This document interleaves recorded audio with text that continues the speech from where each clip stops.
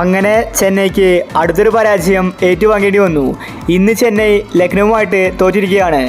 Lucknow easy ആയിട്ടാണ് കളി ജയിച്ചത്. അവരുടെ ഒരു വിക്കറ്റ് നേടാൻ ചെന്നൈക്ക് സാധിക്കുന്നുണ്ടായിരുന്നില്ല. ഡീകോക്കും രാഹുലും അടിച്ചു കളിച്ചു.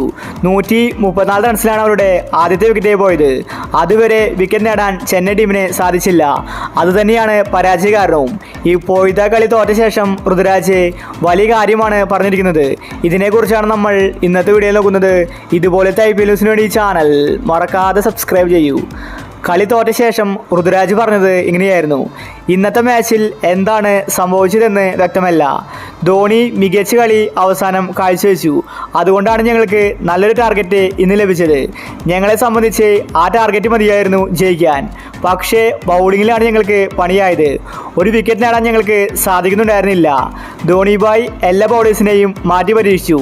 എന്നിട്ടും ഞങ്ങൾക്ക് രക്ഷയില്ല. ഈ ഒരു പിച്ചിൽ വിക്കറ്റ് നേടാൻ ഞങ്ങൾക്ക് സാധിക്കുന്നുണ്ടായിരുന്നില്ല. ഒരുപാട് തെറ്റുകൾ ഇന്ന് സംഭവിച്ചിട്ടുണ്ട്. അതെല്ലാം കണ്ടെത്തി ഞങ്ങൾ അടുത്ത മത്സരത്തിൽ ശക്തമായിട്ട് തിരിച്ചു വരുമെന്ന് ഋതുരാജ് വ്യക്തമാക്കി. CSK ആരാധകർ നിരാശയിലാണ്. ഇന്നത്തെ മാച്ച് ചെന്നൈ ജയിക്കുമെന്ന് കരുതിയതായിരുന്നു. CSKയെ സംബന്ധിച്ച് ലക്നൗ എതിരാളിയായിരുന്നില്ല. അതുകൊണ്ട് CSK മികച്ച ടാർഗറ്റ് ഇന്ന് നേടുമെന്ന് പ്രതീക്ഷിച്ചു. പക്ഷേ ചെന്നൈക്ക് 200+ റൺസ് നേടാൻ സാധിച്ചില്ല. എങ്കിലും MS ധോണി അവസാനം അടിച്ചു കളിച്ചു. ഇതോടുകൂടി മാന്യമായ ടാർഗറ്റാണ് ചെന്നൈക്ക് ലഭിച്ചത്.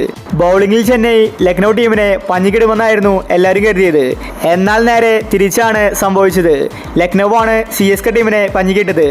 രാഹുലും ഡീകോക്കും മികച്ച പ്രകടനമാണ് പുറത്തെടുത്തത്. ഈ ഒരു കൂട്ടുകെട്ടാണ് CSK ടീമിനെ പണിയായത്. ഇന്നത്തെ മാച്ച് ജയിച്ചുവെങ്കിൽ ചെന്നൈക്ക് പ്ലേ ഓഫിൽ കിടക്കാൻ ഈസിയായനെ. ഇന്ന് തോറ്റതുകൊണ്ട് അവർക്ക് ഇപ്പോൾ പണിയായിരിക്കുകയാണ്. ചെന്നൈ ടീമിൻ്റെ ബൗളിംഗ് ഇന്ന് വളരെ മോശമായിരുന്നു. അപ്പോൾ ഇന്ന് ചെന്നൈ കളി തോൽക്കാനുണ്ടായ കാരണങ്ങൾ എന്തൊക്കെയാണ്? നിങ്ങളുടെ അഭിപ്രായങ്ങൾ താഴെ കമൻറ്റ് ചെയ്യുക. ഇതുപോലത്തെ IPL ന്യൂസിന് വേണ്ടി ഈ ചാനൽ മറക്കാതെ സബ്സ്ക്രൈബ് ചെയ്യൂ.